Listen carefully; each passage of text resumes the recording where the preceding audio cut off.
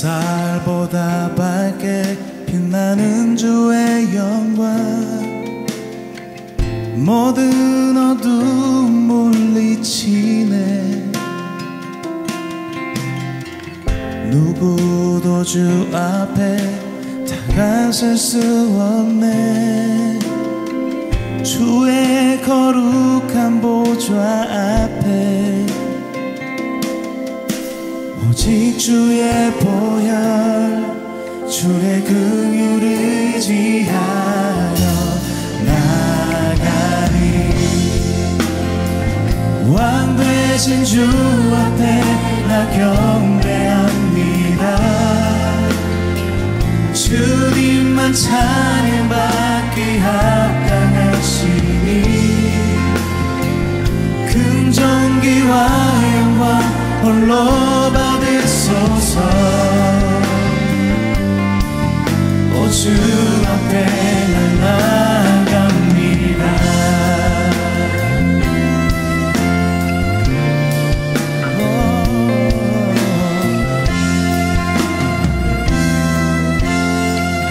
햇살보다 밝게 빛나는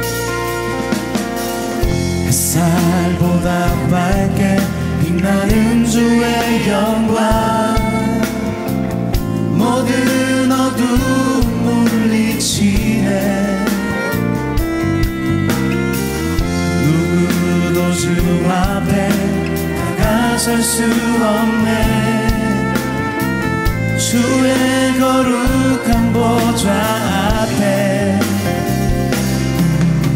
오직 주의 보혈 주의 긍휼을 의지하여 나가리 왕 되신 주 앞에 나 경배합니다 주님만 찬양받기 합당하시니 큰 존귀와 영광 홀로 받으소서 오 주 앞에 난 나갑니다 왕 되신 주 앞에 왕 되신 주 앞에 나 경배합니다 주님만 찬양받기 합당하시니 큰 존귀와 영광 홀로 받으소서 오 주 앞에 난 나갑니다 오 주님 내가 나갑니다 오 주님 내가 나갑니다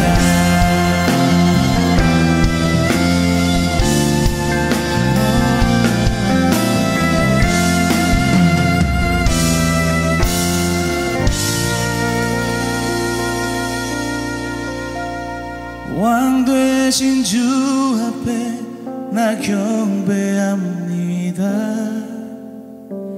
주님만 찬양받기 합당하시니 큰 존귀와 영광 홀로 받으소서 오 주 앞에 난 나갑니다 오 주님 내가 나갑니다 오 주님 내가 나갑니다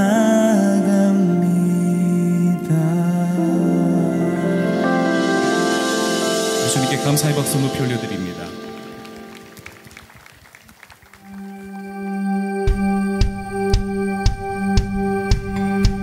나보다 나를 잘 아시는 주님 내가 주를 떠나 어디로 가겠나이까 나 어딜 가든지 주의 손이 나를 인도하시며 주의 오른손이 나를 붙드시리라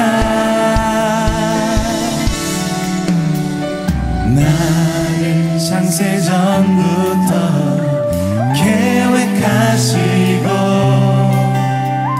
지금까지 인도하시네.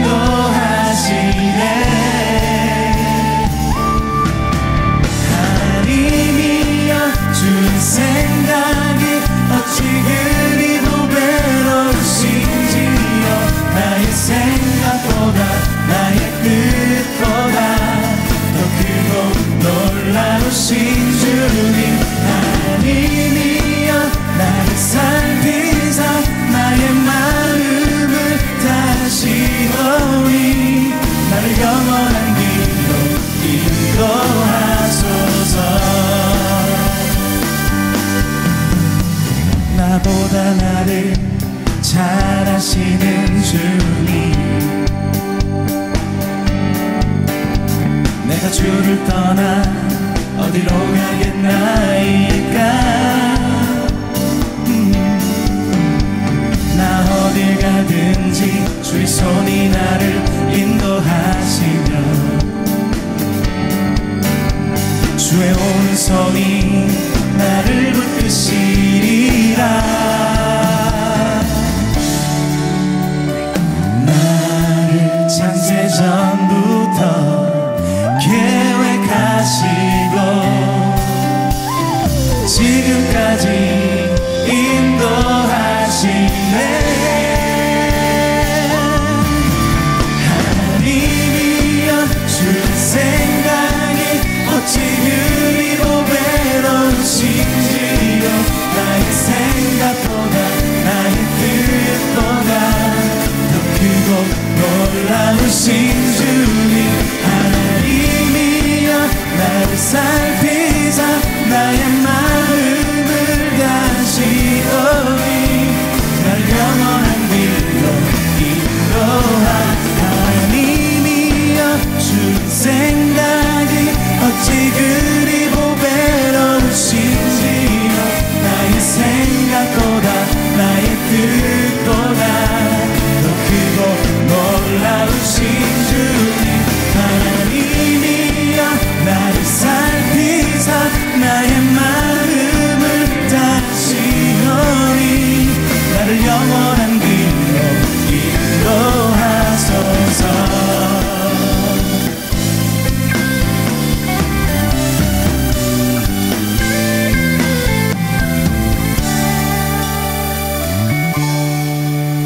하나님이여 주의 생각이 어찌 그리 보배로우신지요.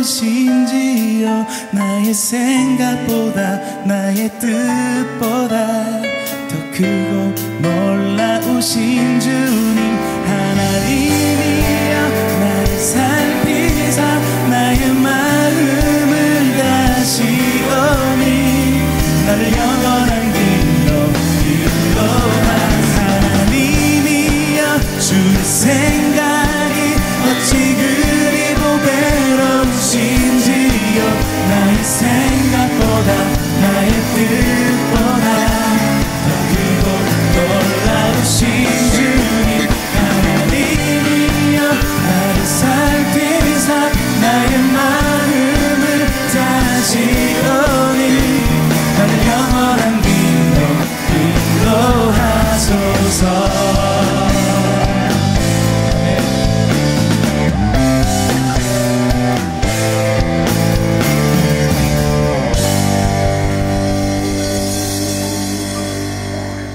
우리 이번 곡은 자리에서 함께 일어나서 찬양하실 수 있는 분들은 다 함께 일어나서 찬양했으면 좋겠습니다.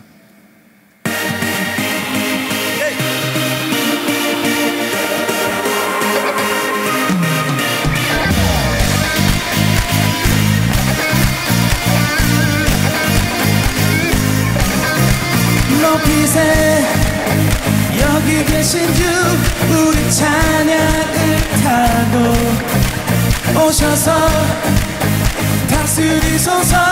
우리 찬양 가운데 주의 뜻하신 나는 느낄 수 있네. 찬양 중에 주님 역사하시네. 우리 맘 열어 모두 소리 높여서 더 크게 주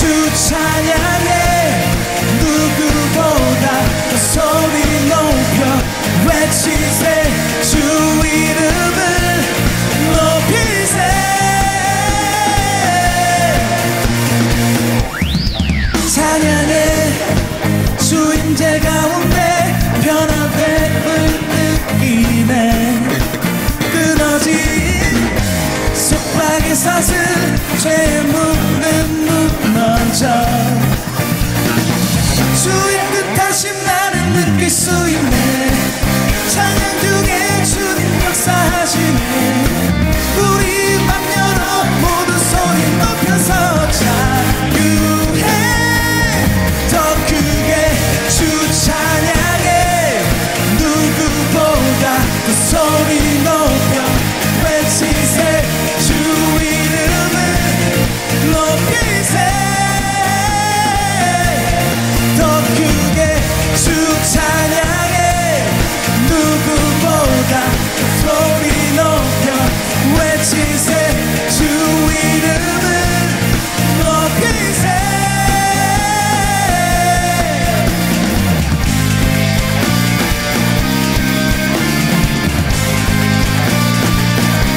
우리 찬양 드릴 때에 성령의 빛 내리시네. 우리 찬양 드릴 때 성령의 빛 내리시네. 큰 소리로 주 찬양해. 영광의 왕 오시네. 우리 찬양을 타고 주 더 크게 주 찬양해. 누구보다 더 소리 높여 외치세. 주 이름을 높이세. 더 크게 주 찬양해. 누구보다 소리 높여 외치세. 주 이름을 높이세.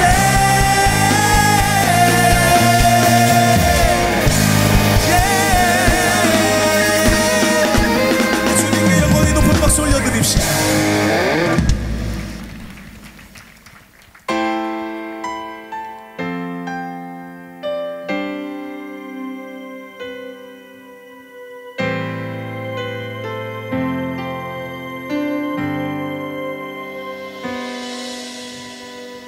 내 백성이 나를 떠나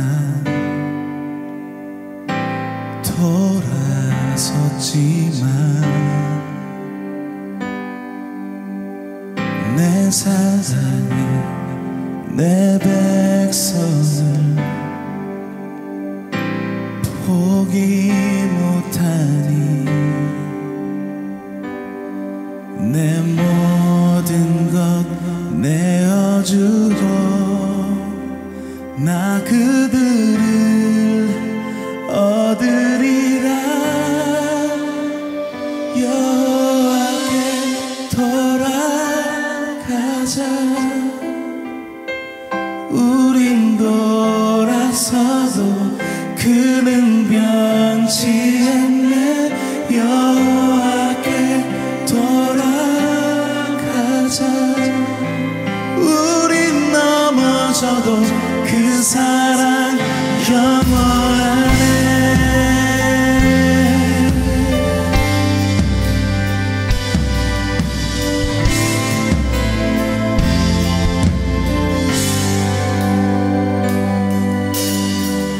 내 백성이 나를 떠나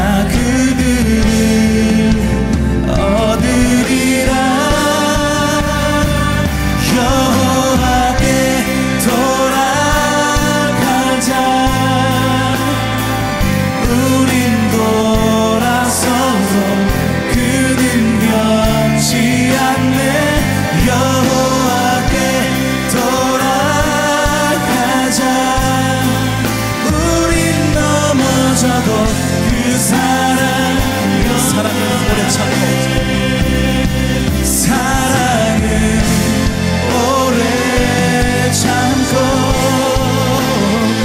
자신을 내어주네 서로 사랑할 때 세상은 주고내 사랑은 절대 지지 않네 사랑은 오래 참고 자신을 내어주네 서로 사랑할 때 세상은 주고내 사랑은 절대 지지 않네 여호와께 돌아가자 우린 돌아서도 그는 변치 않네 여호와께 돌아가자 우린 넘어져도 그 사랑 여호와께 돌아가자 우린 돌아서도 그는 변치 않네 여호와께 돌아가자 우린 넘어져도 그 사랑 성도분들의 목소리로 고백하며 찬양합니다. 여호와께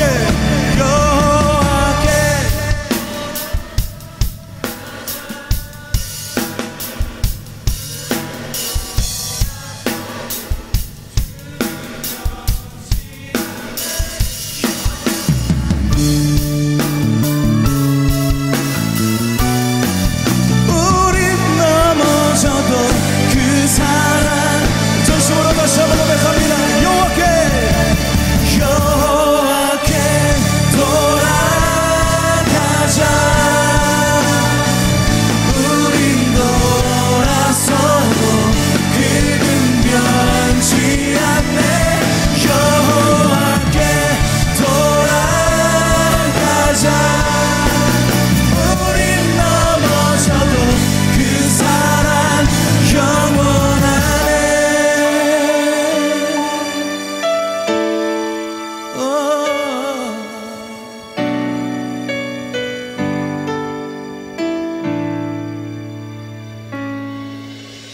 오늘 이어지는 모든 예배와 말씀 가운데에 큰 은혜가 있게 하여 달라고 우리 같이 주여 한번 크게 외치고 기도하며 나아가시겠습니다. 주여! 오늘 자살에 대한 이야기를 좀 할 겁니다. 그래서 조금 무겁죠, 주제가. 그래서 제가 농담도 하면서 뭐 이렇게 얘기를 해도 양해를 좀 해주시기 바랍니다. 안 그러면 제가 너무 진지하게 죽는 얘기를 하면 여러분들이 다 죽어서 나가는 수가 있습니다. 예, 제가 PPT 보면서 초반부엔 좀 말씀을 드릴게요. 자살이 많다는 얘기 많이 들어보셨죠, 그죠? 예, 2016년도 통계가 가장 최근 통계입니다. 이 통계를 보면은 그 해 몇 명이 죽었느냐? 13,092명이 자살로 죽었습니다. 예. 꿈의 교회는 상당히 담대하네요. 전혀 안 놀라시네. 몇 명이 죽었냐면 한 해에 13,092명이 자살로 죽었습니다. 제가 뭘 요구하시는지 이해가 이게 센스가 조금 늦으시네, 이 교회가. 예, 다시 하겠습니다. 예, 그 해에 13,092명이 자살로 인해서 죽었습니다. 좀 진지하게. 하루에 36명이 자살로 죽은 겁니다. 예. 되게 많이 죽었죠. 그죠? 근데 이게 그나마 많이 줄어든 겁니다. 가장 피크였을 때가 언제였느냐면 2011년도였는데요. 이때는 15,906명이 자살로 인해서 죽었고요. 하루에 42명이 자살로 인해서 죽었습니다. 그러니까 5년 사이에 몇 명이 줄었느냐, 하루에 죽는 사람 숫자가 2,800명 정도가 줄어드는 겁니다. 많이 줄어들었죠. 그만큼 노력을 한 겁니다. 그만큼 노력을 한 거죠. 우리가 숫자로만 얘기를 하면 잘 안 와닿을 수 있는데요. 쉽게 말씀을 드린다면 육군 1개사단이 몇 명이냐 하면요, 보통 뭐 기계가 많은 부대는 10,000명, 보병이 많은 데는 15,000명 정도 됩니다. 그러니까 한 13,000명 그냥 편하게 생각을 해보면 1개사단 수준입니다. 그러니까 우리는 한 해에 1개사단 전멸입니다. 자살로 인해서. 하루에 36명이 자살한다? 이거 잘 안 와닿지 않습니까? 요즘 초등학교 교실에 애들이 몇 명일까요? 예, 한 30명 하면 좀 많은 거고요. 지방으로 내려가면 애들이 없어서 한 20명 하고요. 평균 한 25명 정도 됩니다. 그러니까 36명이면은 하루에 1.5개 반이 없어지는 겁니다. 이틀이면 3개 반이 없어진다는 거죠. 예. 정말 순식간에 사람들이 사라지고 있다. 그것도 자살로 인해서. 좀 더 구체적으로 이 말씀을 드려볼까요? 아프가니스탄 전쟁이 일어났습니다. 큰 전쟁이었죠. 전 세계가 관심을 가졌던, 참전도 했었던 그런 전쟁인데, 그 전쟁통에서 몇 명이 죽었느냐? 15,000명이 죽었어요. 그러니까 우리는 매해 자살로 인해서 아프가니스탄 전쟁 한 번씩 치르는 정도의 사람이 죽죠. 이라크 전쟁은 38,000명이 죽었습니다. 2007년부터 2011년도까지 전쟁이 있었는데요, 그때 우리나라 자살로 죽은 사람은 몇 명이냐? 72,000명이었어요. 72,000명이에요. 전쟁보다 더 심하게 많은 사람들이 자살로 인해서 죽고 있다. 그런 말씀인 거죠. 우리나라가 OECD에서 1등하고 있다는 걸 많이 들어보셨죠? 14년째 1등을 하고 있습니다. 근데 어느 정도냐? OECD 평균이 12명이고요. 2등 하는 나라가 뭐 헝가리 이런 나라들인데요. 일본이 이제 2등 하다가 요즘 5등 합니다. 거기 자살 예방 잘해가지고. 거기가 한 18명 수준인데 우리나라가 27명 수준입니다. 좀 떨어져가지고 26명. 자살률이라는 건 뭐냐면 인구 10만 명당 자살로 인해서 죽는 사람들 숫자입니다. 평균에서 2등까지가 6명 차이입니다. 근데 2등하고 우리 차이가 10명 차이가 납니다. 저게 줄어들까요? 한동안 어려울 거라고 봅니다.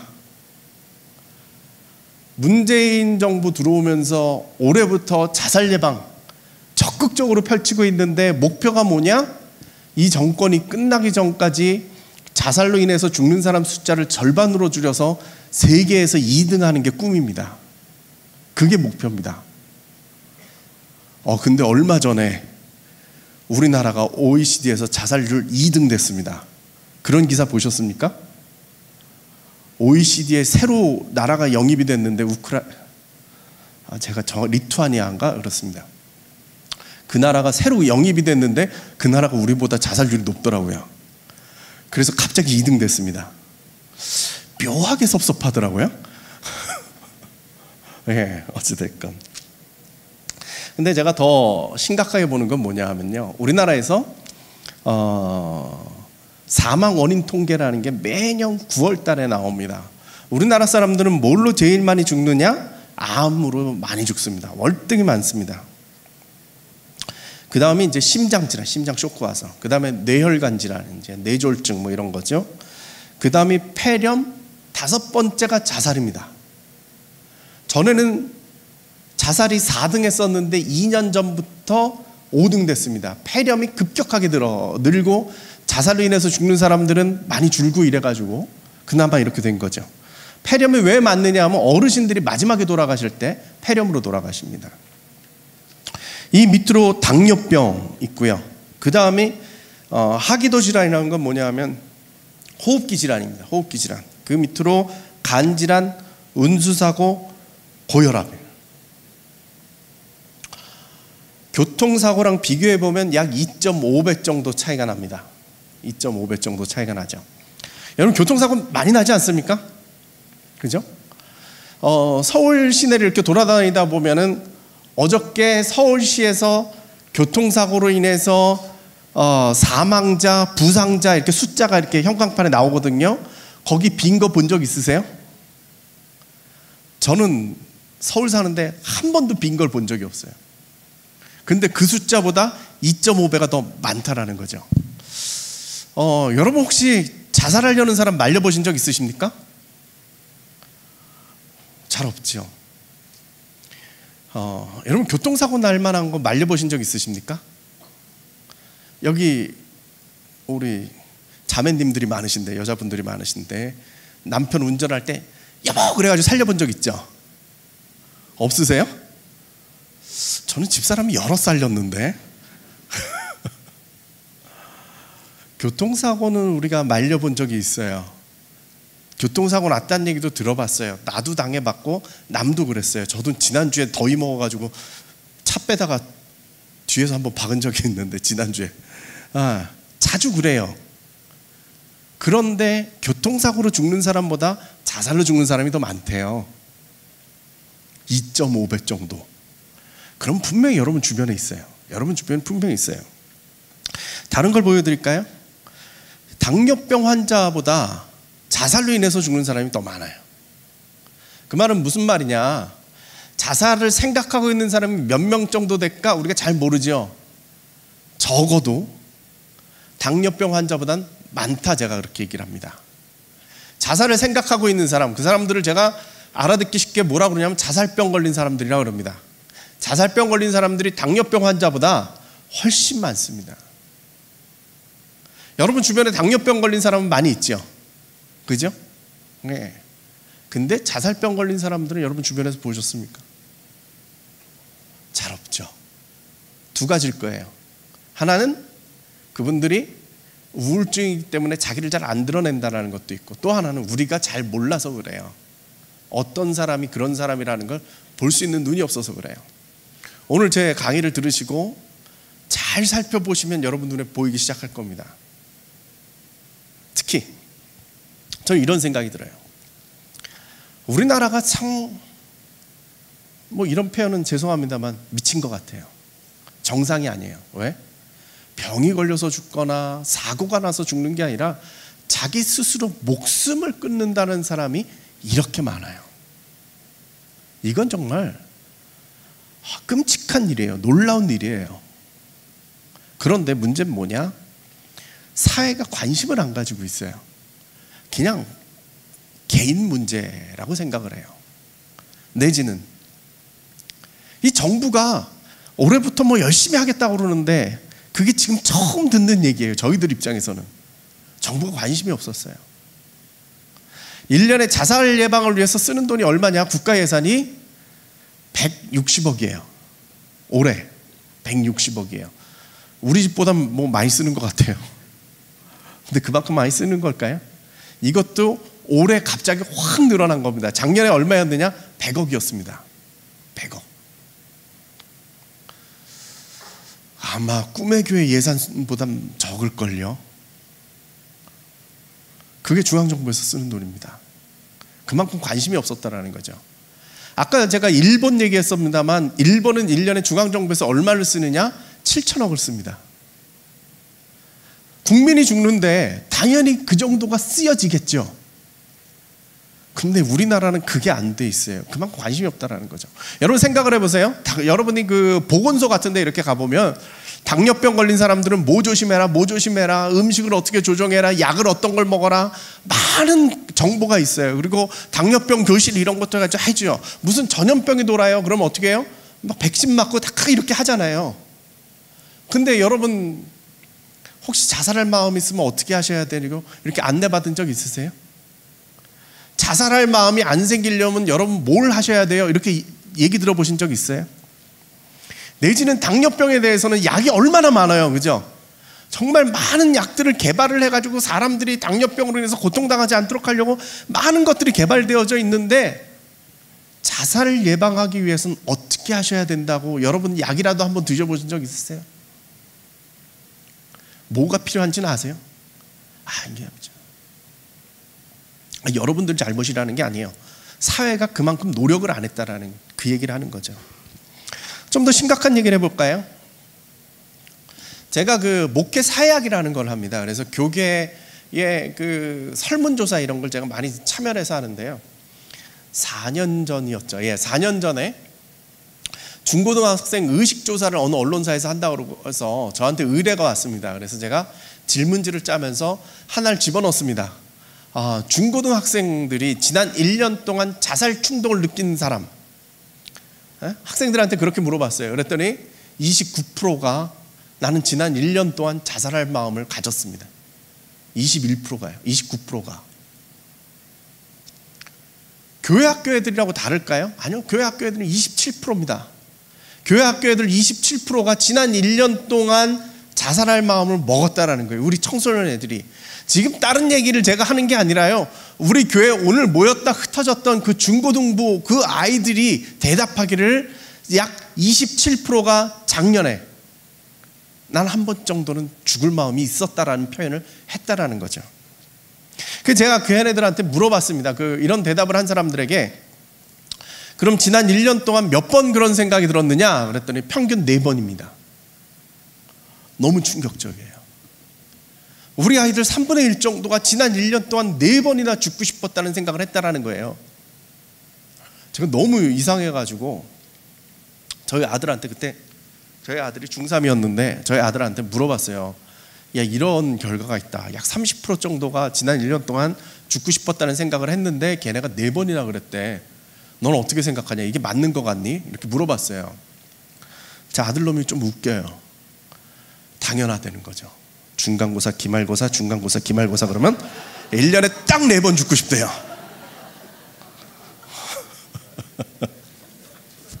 예. 저보다 분석을 잘하더라고요. 근데요, 진짜 그렇죠.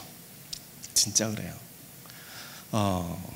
저희 교회에서도 어느 집사님이 저를 찾아왔어요. 저희 교회가 아마 꿈의 교회 비슷한 수준일 거예요, 규모가. 근데 중등부 학부모죠. 집사님이 저를 찾아와가지고 우리 중등부에서도 자살 예방 교육 좀 자주 시켜주세요. 한 번 했었는데 왜요? 그랬더니 저희 아들을 혼냈는데 문 열고 들어가 봤더니 이게 좀 느낌이 안 좋아서 문 열고 들어가 봤더니 얘가 아파트 창문에다가 한 발을 걸치고 있는 걸 붙잡았어요. 남의 일이 아니거든요. 믿는 집이라고 해서 비껴갈까요? 아니라 이 말이죠. 좀 더 여러분들이 다가오기 쉽게 경기도에서 물어봤는데요. 경기도에서 학생들이요, 지난 보통 1년에 몇 명이 자살을 하느냐? 경기도에서만 25명 정도가 자살을 해요. 저희가 그 자살 예방 교육을 내내 시키고 있는데요. 요즘 저희가 자살 예방 교육하면서도 느끼는 게 뭐냐면 저희가 중고등학교에 들어가서 자살 예방 교육을 시키고 있는데 뭘 느끼느냐? 초등학교가 급하다. 초등학교에서 자살 예방 교육을 시켜달래요. 왜요? 있던 거예요. 그래서 저희가 급하게 초등학교 프로그램을 지금 만들었어요. 얼마 전에 요청에 의해서. 그 정도로 심각한데 경기도도 초등학교 애들부터 시작한다라는 거죠.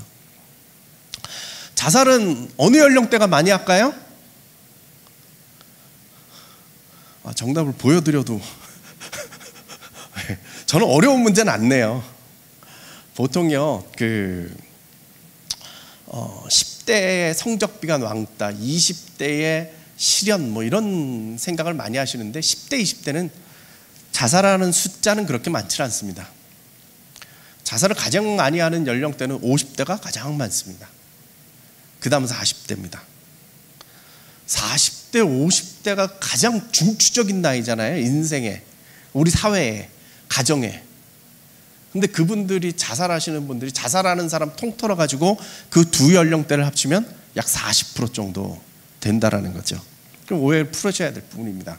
자, 어르신들 자살. 제가 저 장면을 다시 보여드릴게요. 어르신들 자살률이 몇 명이에요? 잘 안 보이시는가요? 예, 78명, 저 위에. 인구 10만 명당 어르신들은 78명이 자살을 하십니다. 평균이 몇 명이냐? 25.6이에요. 몇 배예요? 3배 정도 많습니다. 3배 정도 많습니다. 그러니까 숫자는 적어요. 왜냐하면 인구 자체가 적기 때문에 그렇죠. 어르신들은 왜 자살을 할까? 사는 게 너무 힘든 거예요. 너무 힘든 거예요. 그래서 힘들어요. 그 경제적인 문제, 그 다음에 그 몸이 불편한 거, 병나서 그렇고 이런 것들이 너무 힘들고 자식들하고 관계도 안 풀리고 이럴 때 많이 자살 충동을 느끼시죠. 저분들은 마음속에 분노가 올라와요. 내가 말을 편하게 해야죠. 이 자식들을 내가 어떻게 키웠는데 이것들이 나한테 이럴 수가 있나, 이런 마음. 그 다음에 대한민국이 이렇게 잘 살게 된 게 다 우리가 노력해서 이렇게 된 건데 이 빨갱이 같은 놈들 뭐 이런 막 분노가 올라오는 거죠. 유명한 심리학자인 프로이트가 이런 말을 했습니다. 이 분노가 올라올 때 밖으로 표현이 되면 범죄고 안으로 향하게 되면 자살로 나타난다. 그래서 어르신들 자살이 많습니다. 그나마 이게 현격하게 줄은 겁니다. 이게 보시는 거는 2010년도 통계인데요. 2010년도 통계인데 이때 어르신 자살률이 몇 명이었느냐면요, 127명이었습니다. 저기 78명으로 낮아진 거죠. 왜 그랬을까요? 박근혜 정부 때 노령연금 나오기 시작했잖아요. 제 생각엔 그래요. 그 정도만 해도 어르신들 자살이 확 줄어들 수 있다. 좀만 노력하면 자살은 줄어들 수 있어요. 우리나라의 자살은요, 너무 급격하게 늘었기 때문에 줄어드는 것도 지금 빠른 속도로 줄어들고 있습니다. 자, 40, 50대가 자살을 많이 한다고 그랬죠? 남자랑 여자랑 누가 자살을 많이 할까요? 대답을 하셔야 됩니다. 남자랑 여자랑 누가 더 자살을 많이 할까요? 남자, 그죠? 남자가 평균 2.5배 정도 자살을 많이 하고요. 저 연령대쯤 되면 3배 정도 많이 합니다. 훨씬 더 많이 합니다. 왜 그럴까요? 남자들은 지가 누군지를 몰라요.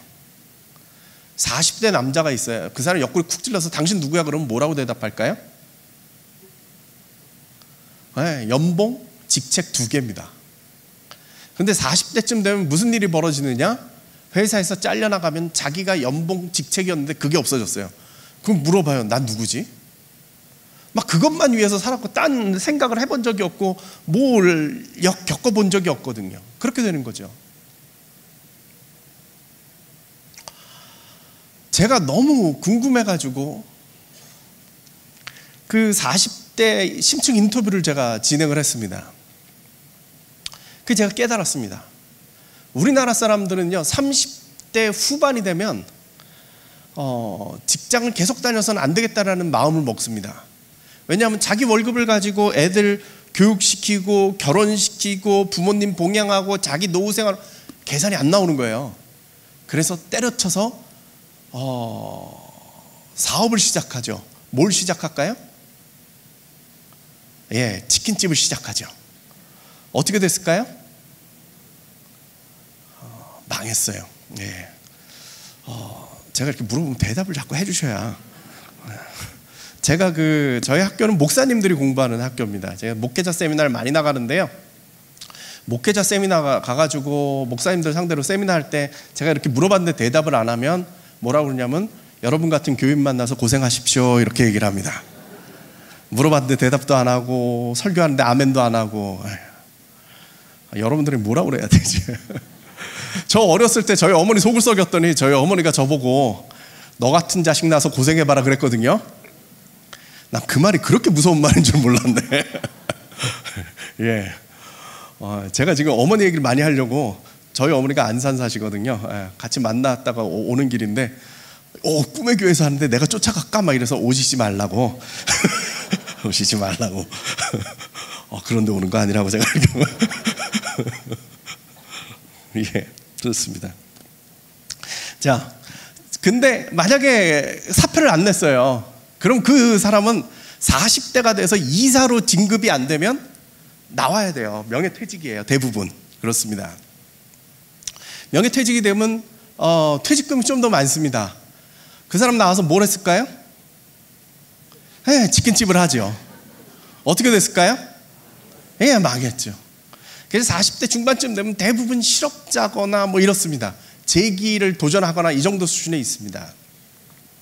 자, 인생에 그렇게 어려움을 겪었어요. 그럼 이 사람은 어디 가서 위로를 받아야 되죠? 집일 것 같죠? 안 겪어보셨나 봐요. 딱 실업 상태가 되면 제일 무서운 게 누구예요? 그쵸, 마누라. 이럴 땐 아내가 아니에요. 마누라. 마누라가 제일 무서워요. 제일 무서운 데가 어디예요? 집이 제일 무서워요. 왜냐하면 거긴 내가 책임져야 될 때지 위로를 받아야 될 때가 아니에요. 내 아내와 내 자식들은 나를 돈 버는 기계인 줄 아는데 기계가 고장났어요. 그럼 내다 버리는 수밖에 없거든요. 이 남자들의 운명이 그래요. 저는 전에 어느 그 신문을 보다가 정말 깜짝 놀랐어요. 왜 깜짝 놀랐느냐 하면 한국심리학회에서 연구조사한 걸 발표를 했는데 행복도 조사라는 걸 했어요. 행복도가 제일 낮은 사람이 누굴까요? 대충 대답을 해주셔야 되는데 40대 남자예요. 그러니까 죽지. 40대 남자니까 제일 불행하기 때문에 죽겠죠. 그러면 행복도가 제일 높은 사람은 누구예요? 제가 그 넌센스 퀴즈를 하는 게 아니에요. 40대 여자가 제일 행복해요. 야, 나 그걸 보고 깜짝 놀랐어요. 남자들은 정말 너무 불행해가지고 죽느냐 사느냐 이러고 있는데 집에 가보면 아내는 인생 최고로 행복해. 살 맛이 나겠어요?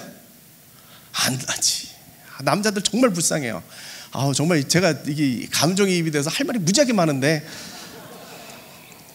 자제를 해야 되는데, 예.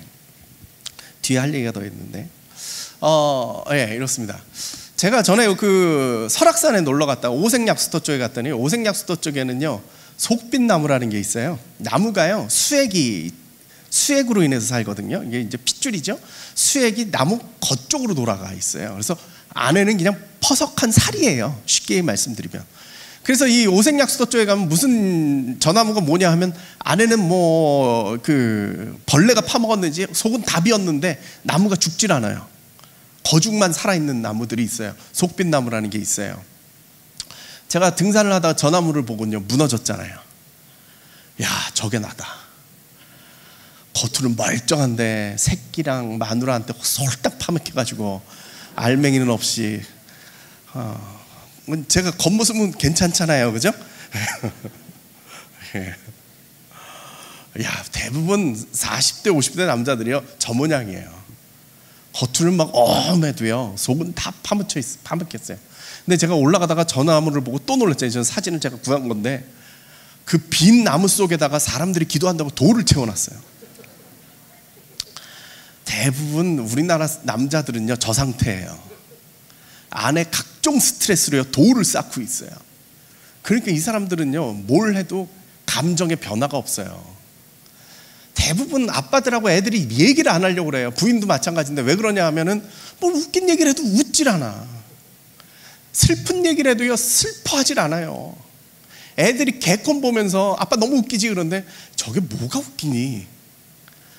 아빠랑 얘기를 안 할래 이렇게 되죠. 부인들은 드라마 보면서 훌쩍훌쩍 울다가 남편 보면서 너는 이 감정이 메말랐냐, 왜 이걸 보고 눈물이 안 나냐 막 이런. 내 인생이 드라마야 이거사 이러고 싶어. 그게 뭐가 슬퍼. 네, 제가 진짜 흥분을 자제하고. 네. 정말 이런 일들이 너무 많아요 남자들은. 제가 전에 그 대전에 있는 어느 고등학교에 가가지고 제가 강의를 했습니다. 고등학생 600명 강당에 600명을 모아놓고 저보고 강의를 하라는 겁니다. 고등학교 학생 600명이 강당 안에 모여 있으면요 기적이 일어납니다. 이 대화라는 거는 한 명이 얘기를 하면 한 명이 들어야 될 거 아니에요. 그럼 300명이 얘기를 하고 많이 떠들으면 300명이 떠들고 300명은 들어야 될 거 아니에요. 600명이 떠들어요. 그냥 떠들어요. 그러면 애들 이제 강사 모셨는데 애들 떠든다고 선생님들이 한 100명 정도가 와가지고 계속 돌아가면서 조용히 해 이러면서 돌아다녀요. 결국 700명이 떠드는 거예요. 네, 이제 제 얼굴을 비춰주십시오. 화면 이제 안 비춰주셔도 됩니다. 예. 제 얼굴이 더 중요합니다. 그래 거기서 강의를 2시간을 하래요. 저보고 진이 다 빠지고 이제 돌아왔어요. 그래서 교무실에서 선생님들하고 얘기를 하고 있는데 어느 선생님이 학생을 하나 데려왔어요. 남학생이에요. 아주 여리여리한 남학생을 데려왔는데 이 남학생이 저한테 만나자마자 하는 얘기가 뭐냐면 저희 아버지가 작년에 자살했어요. 딱 그 패턴이에요. 사업이 망해서 이혼을 했어요. 누나가 있었고 자기가 있었는데 누나는 엄마를 쫓아갔고 자기는 아들이라고 아빠를 쫓아갔어요. 아빠랑 단둘이 살아요. 단칸방에서. 사업 실패했죠. 이혼했죠. 아무도 안 만나요. 아버지는 아들하고 단둘이 얼굴만 마주보고 있어요. 어느 정도 지나고 나니까 아버지가 나 죽을 거야. 나 자살할 거야. 나 자살하면 너는 엄마한테 가. 얘가 붙잡고 말렸죠. 아버지 안 돼요 안 돼요 하다가 어느 날 너무 지쳐가지고 아버지한테 소리를 질렀어요. 나 엄마한테 갈게. 알아서 해. 근데 2달인가 있다가 아버지가 진짜 자살을 했어요. 얘가 학교를 갔다 왔더니 아버지는 자살한 상태죠. 그 수습을 얘가 다 했어요. 고등학교 1학년에 가. 이게 현실이에요. 얘가 그러더라고요. 교수님 강의 듣고요, 제가 아버지가 왜 자살을 했는지 이제 알겠어요. 아무도 나한테 얘기를 안 해줬어요. 아무도 안 해줬어요. 근데 교수님 얘기 들으니까 제가 이해를 하겠어요. 나 같은 사람 혼자 아닐 거예요. 많을 거예요. 저렇게 많이 죽이면 40, 50대 자녀들은 중고등학생일 거 아니에요. 많이 얘기해 주세요. 고맙습니다. 그러더라고요. 자살은요, 어느 한 세대의 문제가 아니에요. 전 세대예요. 40, 50대 남자가 많이 죽어요. 그 아내와 그 부모와 그 자식이 있어요. 아이들이 자살을 했어요. 그럼 그 부모와 할아버지 할머니와 그 친구들 끝이 없죠. 이게 우리의 현실이에요. 그게 우리의 현실이에요. 매년 13,000명, 15,000명 되는 사람들이 자살을 한다면요, 거기에 얽매여서 나타나고 있는 그 죽음의 그 연결고리들이요, 끝도 없이 나타나고 있다는 거죠. 우리나라가 원래 이렇게 자살이 많았느냐? 그건 아닙니다. 98년 IMF 이전까지 우리나라는 그렇게 자살이 높지 않았습니다. 약 10명 정도. OECD 평균보다 낮았습니다. 근데 IMF 터지면서부터 자살이 올라가기 시작했죠. 그때 팍 올라간 게 아닙니다. 98년 자살이 10명도 안 되던 게 갑자기 18명으로 올랐다가 다시 내려갔어요. 근데 2002년도부터 우리나라의 자살률이 계속적으로 올라가가지고 31명까지 올라가게 된 거죠. 2011년도에. 왜 그랬을까? 여러분, IMF 지나면서부터 무슨 일이 벌어졌느냐? 우리 생각이 바뀌었습니다. IMF 지나면서부터 우리나라 국민들의 생각은 돈으로 결정이 나버렸습니다. 돈이 인생의 목적이고요, 돈이 나의 살아야 될 이유가 됐습니다. 초등학교 애들에게 요즘 물어보면요, 너 커서 뭐가 될래? 그러면요, 부자 된다는 게 1등입니다. 제가 어렸을 때만 해도 너 커서 뭐가 될래? 뭐 대통령 뭐 이렇게 뭘 됐습니다. 그죠? 요즘 애들은 그거 필요 없습니다. 연예인이 되든 공무원이 되든 뭐가 되든 의사가 되든 결론은 돈을 잘 버는 게 인생의 목표가 됐다라는 거죠. 저는 이게 가치관의 문제라고 생각됩니다. 우리한테 왜 자살이 많냐 이렇게 물어본다면요, 결국 우리가 죽음의 가치관, 돈 하나로 인생을 결정짓고 있는 이 가치관에서 못 벗어나기 때문에 그렇다고 생각을 합니다. 저는 이렇게 생각해요. 우리나라에 왜 자살이 많느냐? 죽음의 문화가 이 땅을 지배하기 때문에 그렇습니다. 우리의 가치관이 생명이 절대적이다라는 그 가치관을 놓쳐버리고 난 이후에 우리들은 이런 문화를 겪으면서 계속 쓰러져 가고 있는 것이죠. 중학교 2학년 애들이 큰 문제라고 그러죠. 북한에서 얘네들 때문에 못 쳐들어온다며요. 사고 많이 치죠, 그죠? 하도 궁금해서 제가 정신과 의사랑 그 다음에 좋은 교사 운동하는 우리 회장님하고 셋이서 대담을 했습니다. 언론사 껴가지고. 우리 때만 해도 길거리에서 중학생은 별로 안 무서웠습니다. 누가 무서웠느냐면 고등학생들이 무서웠잖아요. 고등학생들 떼거리로 다니고 있으면 막 피하고 좀 이랬잖아요. 근데 요즘은 고등학생 하나도 안 무섭습니다. 왜 그런가 이렇게 물어봤어요. 왜 중학생이 무섭고 고등학생이 안 무서워요? 그랬더니 중학교 때 벌써 사고 치고 나갈 놈들은 다 뛰쳐나가기 때문에 학교에 남은 애들은 착한 애들밖에 없답니다. 이제 고등학교가 애들이 사고를 치는 애들이 남아있질 않는데 사고 친 애들은 벌써 사회로 벌써 다 나갔다는 거예요. 그럼 중학교 2학년 애들은 왜 그래요? 얘들은 중학교 2학년 때 꿈이 없어요. 꿈이 없어요. 꿈을 잃어버린 거예요. 제 아들이 지금 이제 대학교 1학년인데 얘가 중학교 1학년 때 꿈이 뭐였느냐 하면 기자가 되는 게, 이제 신문 기자 되는 게 꿈이었어요. 그래서 제가 애가 비전을 가지라고 조선일보에서 하는 글쓰기 교실에 얘를 보냈습니다. 엄마가. 그래서 얘가 거기서 이제 기자들을 만나면, 기자들이 글을 가르쳐 주는 거거든요. 기자들을 만나면 얘가 비전을 품겠지 이러고 보냈어요. 근데 얘가 어느 날 돌아왔어요. 아빠, 나는 기자가 못 될 것 같아. 그래서 왜? 그랬더니 얘 하는 얘기가, 기자가 나와가지고 애들 공부 열심히 하라고 뭐라 그랬느냐, 야, 기자가 되려면 적어도 연고대 가야 돼, 이런 거예요. 우리 아들은 그 말을 듣고 도전을 받기는커녕 나는 기자가 될 수 없겠구나 이런 생각을 하고 돌아온 거예요. 왜냐하면 자기의 현재의 실력과 엄마의 정보력과 할아버지의 재력과 아버지의 무관심은 좀 협조를 했습니다만, 그 다음에 도우미 아줌마의 헌신 뭐 이런 것들이 자기가 볼 땐 자기는 좋은 대학을 갈 수가 없다고 생각을 한 거예요. 몇 학년 애가? 중학교 1학년 애가. 자기 지금 대충 잘해야 어느 대학 갈게 중학교 1학년 때 결판이 났습니다. 그러면 거길 가면 자기가 어떤 직장 생활을 하고 어떻게 될 거라는 게 결정이 나버린 겁니다. 그래서 꿈을 잃어버렸습니다. 중학교 2학년에 왜 사고를 치느냐? 그 나이 때 인생에 자기가 꿈을 꿔야 될 걸 다 잃어버린 거죠. 그래서 사고를 칩니다. 희망을 잃어버린 세대가 되고 말았다 이 말이에요. 우리가 어렸을 때는요, 책을 봐도요, 자기계발서를 읽어요. 어떻게 하면 성공할 수 있느냐, 뭘 해야 되느냐, 막 이런 걸 읽었는데요. 요즘 젊은 사람들이 읽는 책은 뭐냐면 이런 책 안 읽고요, 아프니까 청춘이다, 위로해주는 말.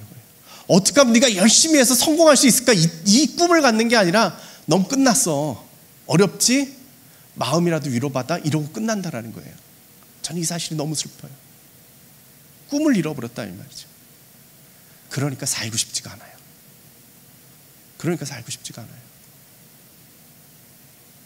이게 뭐냐? 죽음의 문화예요. 이게 죽음의 문화예요.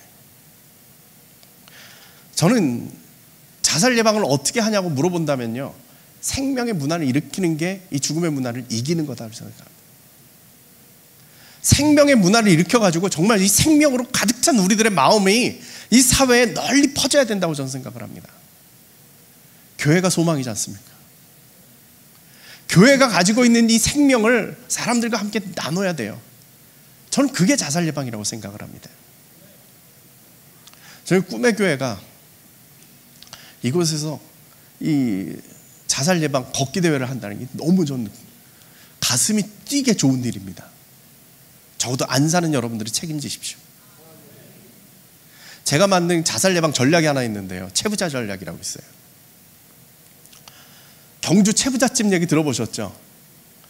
거기에 이제 대대손손 400년 동안 부자였던 집안이 있는데, 그 집안 가훈이 뭐 열 몇 개인가 이렇게 쭉 있는데, 그 중에 하나가 뭐냐 하면 사방 백리에 굶어 죽는 사람이 없게 하라가 그 집 가훈입니다. 워낙에 부자잖아요. 백리면은 몇 킬로냐면 40kg죠. 그죠? 네. 반지름 40kg로 해가지고 쭉 돌려가지고 그 땅 안에서는 자기네가 다 먹여 살리겠다라는 거죠.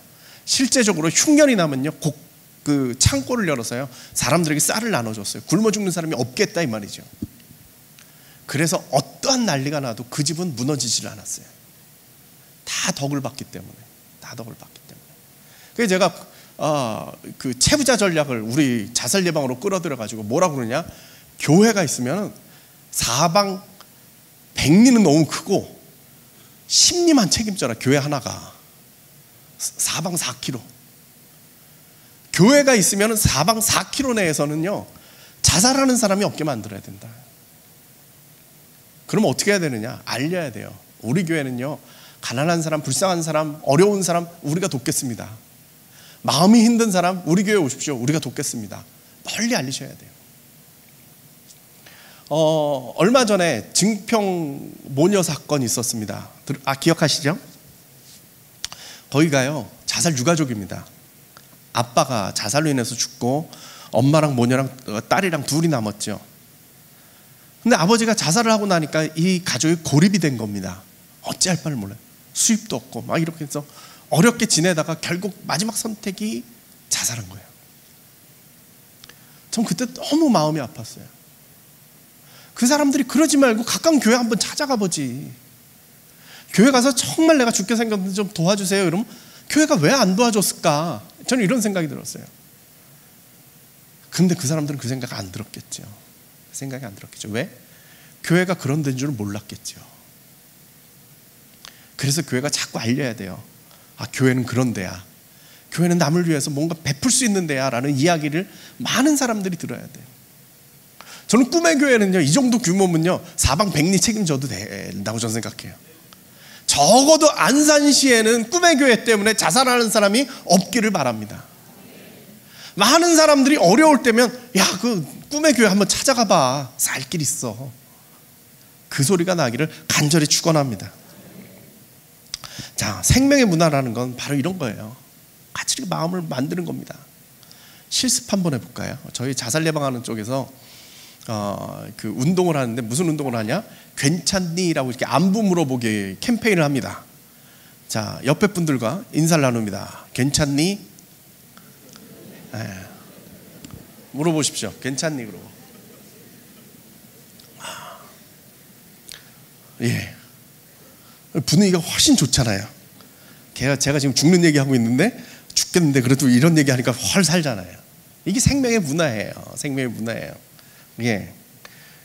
괜찮니? 하고 물어봤더니 상대방이 뭐라 그래요? 네? 괜찮다. 안 괜찮다. 손 들어보십시오. 없어요? 아, 여긴 다 착하시네. 삐딱하게 안 괜찮다 꼭 하시는 분이 계시거든요. 근데요, 제가 한 가지 가르쳐 드릴게요. 안 괜찮아 이런 사람이 분명히 있습니다.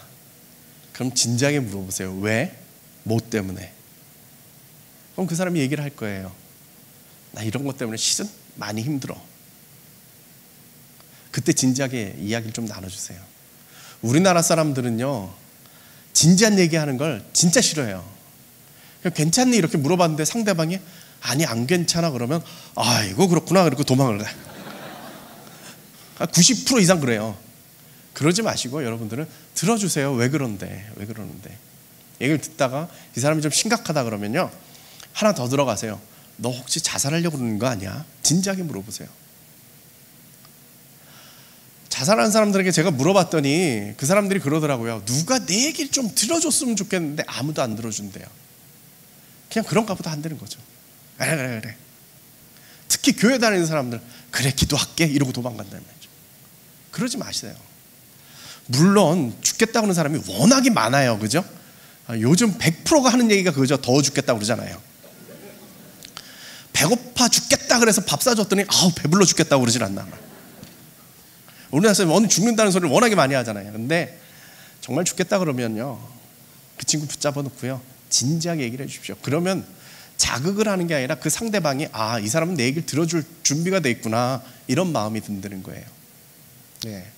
그래서 같이 진지한 얘기를 해주고요. 특히 화면을 한번 보여주시겠어요? 예, 제가 자살을 하려는 사람은 경고 신호를 보낸대요. 예, 그래서 가족이나 친구들한테 친지나 친구들에게 간접적으로 얘기를 해요. 아이고 죽고 싶다 소리를 가끔씩 합니다. 그 다음에 갑자기 식욕이 되살아나요. 즉 잃는다 그러는데 정말 우울증 걸린 사람들은 죽고자 하는 사람들은요 식욕을 잃어버려요. 네, 그래서 다 그런 마음들이 있어요. 잠을 제대로 못 자요. 우울증 걸린 사람들. 그런데 이 사람이 갑자기 밥을 잘 먹고 잠을 잘 자요. 다 나은 게 아니라 결단이 끝난 거예요. 곧 죽으려고 마음 정리가 나니까 마음이 편해서 밥 잘 먹고 잘 자요. 이게 더 위험해요. 예. 그 다음에 여행 가는 것처럼 정리를 해요. 특히요, 우울증 걸린 사람들은 무기력증이 있기 때문에 항상 지저분하고 집안 정리가 안 돼 있는데 갑자기 사람이 깨끗하게 하고 나타났다. 이거 얼마 안 남은 거예요. 더 깊이 관여를 하셔야 돼요. 특히 이제 자기가 선물을 줘요. 선물을 주는데 새 걸 주는 게 아니라 자기가 쓰던 걸 줘요. 그러면서 뭐라 그러냐? 나를 기억해줘. 이런 백발백중이에요. 특히 맨날 속 썩이던 놈인데 갑자기 이제 나 때문에 고생하지 않을 거야. 이제 편해질 거야. 이럴 때 상당히 어려운 것이다. 이럴 때는 어떻게 해야 되느냐? 꼭 잡아주십시오. 꼭 잡아주십시오. 제가 인터뷰했던 한 자매님이 계신데, 예, 이제 그만 보내주셔도 됩니다. 예, 인터뷰한 자매가 있는데 그 자매가 산후 우울증이 너무나 심각했습니다. 우울증이 너무 심각했어요. 근데 그 자매가 정말 그 힘든 가운데 교회를, 정말 교회 가야 살 것 같아서 교회를 갔는데, 그 교회 열심히 다니던 자매인데 목사님이 보자마자 뭐라고 그러느냐면, 너 요즘 애 낳고서 빠졌어. 열심히 하던 네가 왜 이러니? 정신 차려. 이러니까 더 우울증이 온 거예요. 그런데 그 자매가 어떻게 살았느냐 하면, 권사님이 매주 와서 기도해 줬어요. 손 붙잡고 기도해 줬어요. 그 덕분에 고비를 넘겼어요. 저는 교회가 정말 좋은 데라고 생각돼요. 여러분들 정말 주변에 제가 말씀드린 저런 마음을 가진 사람들 있으면요, 꼭 가서 기도해 주세요. 붙잡아 주십시오. 붙잡아 주십시오. 그분들이 기다릴 겁니다. 기다릴 겁니다. 특히 이제 자살이 정말 임박했다 이런 사람들은요, 기도해라 뭐 이런 소리는 안 통해요. 제가 그 인터뷰해본 사람들 얘기를 들었는데, 마지막 순간에 왜 멈췄느냐 이렇게 물어봤어요. 제가 목사인 줄 알고 그 사람들 교인들이니까 하나님 때문에 이럴 줄 알았는데 그런 사람 하나도 없어요. 어머니 때문에, 나 죽으면 우리 엄마 어떻게 살아, 이것 때문에 멈췄다는 거죠. 그러니까 그런 사람들을 만나면요, 붙잡고 너 죽으면 니네 엄마 어떻게 해 이러고 말리셔야 돼요. 근데 그때 아빠 어떻게 이런 소리 들으면 부작용 나요. 슬픈 사실이지만. 예. 자, 한 가지만 더 말씀을 드리면서 이야기를 할까 싶은데, 꿈의 교회도 한번 잘 경험을 하십시오. 잘 살펴보십시오. 자살률이 26명이라고 제가 말씀을 드렸지 않습니까? 그 말 뜻은 10만 명당, 인구 10만 명당 자살로 인해서 죽는 사람이 26명이라는 뜻입니다. 꿈의 교회 교인이 몇 명일까요? 제가 물어보니까 10,000명이 넘던데요. 그러면 한 해에 평균으로 치면 이 교회 안에서도 2명에서 3명은 자살을 합니다. 일반적인 상황입니다. 그러면은 그 사람들만 있을까요? 유가족들이 있죠. 유가족들을 한 10명 잡을까요? 직계 가족뿐만이 아니라 친구까지 합치면 10명도 더 넘을 거예요. 우리 교회 안에 당연히 있습니다. 여러분 잘 모르셨다면 아마 그 사람들이 드러낼 수 없는 그런 분위기일 수 있고 있고요. 그런 분들이 정말 자기를 내어놓을 수 있도록 만들어주는 게 이 교회입니다. 장례 꼭 치러주세요. 꼭 위로해 주세요. 거기다 대놓고 지옥 간대 이런 소리 절대 하지 마십시오. 자살한 사람이 지옥 간다? 그거는 하나님이 하실 일이에요. 여러분 구원받았는데 어떻게 구원받으셨어요? 믿음으로. 여러분들이 어떤 행위로 구원을 받은 게 아니듯이 여러분들이 구원에서 떨어지는 것도 그런 걸로 떨어지진 않아요. 단 하나, 믿음이 있느냐. 믿음이 있느냐. 그건 누가 판단하느냐? 하나님이 판단하실 일이에요. 여러분들이 섣불리 판단하지 마시고요, 하나님께 맡겨놓으시고, 우리들이 해야 할 일은 뭐냐? 유가족들을 위로하는 겁니다. 저는 이런 생각들이 우리 교회 안에 편만했으면 좋겠어요. 그래서 세상에 나가서 좀 알렸으면 좋겠어요.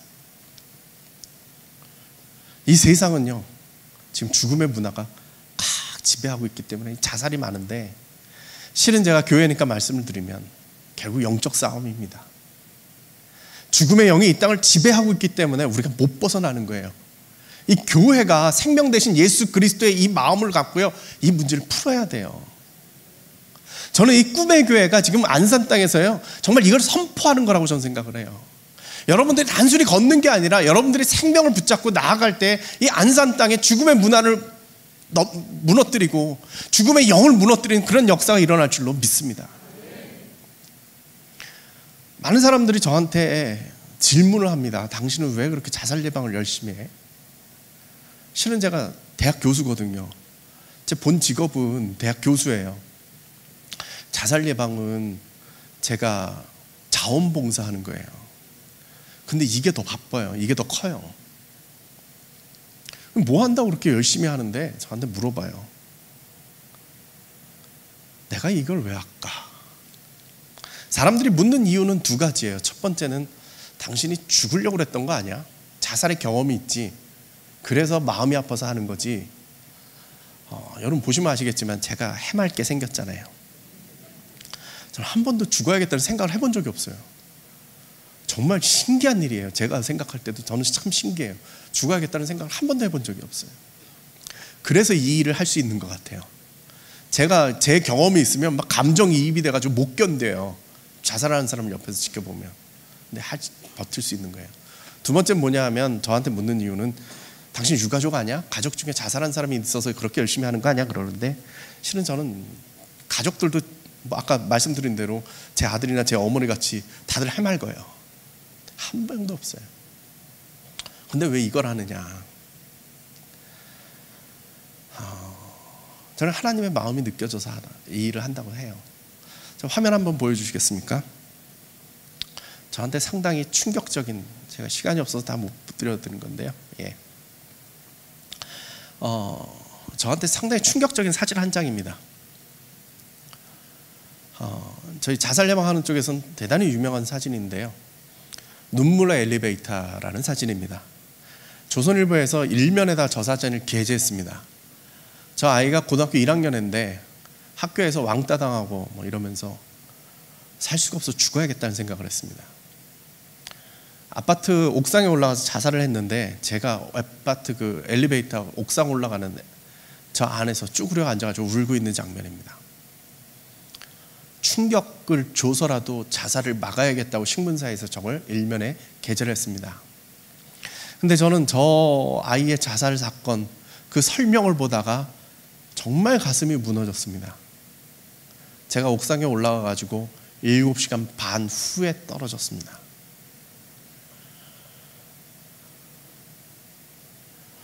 얼마나 마음이 아팠겠어요. 지 스스로 죽어야 돼, 살아야 돼. 죽으려니 두렵고 살자니 너무 힘들고 얼마나 그랬겠어요.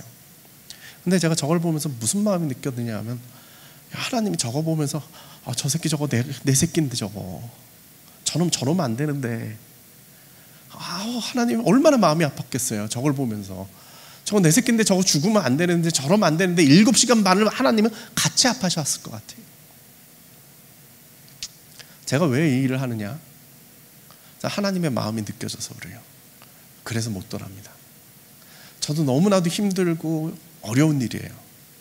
매일과 같이 죽겠다는 사람들이 내 주변에서 끊이질 않는데 너무 힘든 일인데 제가 못 떠나는 이유는 뭐냐? 하나님은 더 아플 것 같아서 그래요. 저는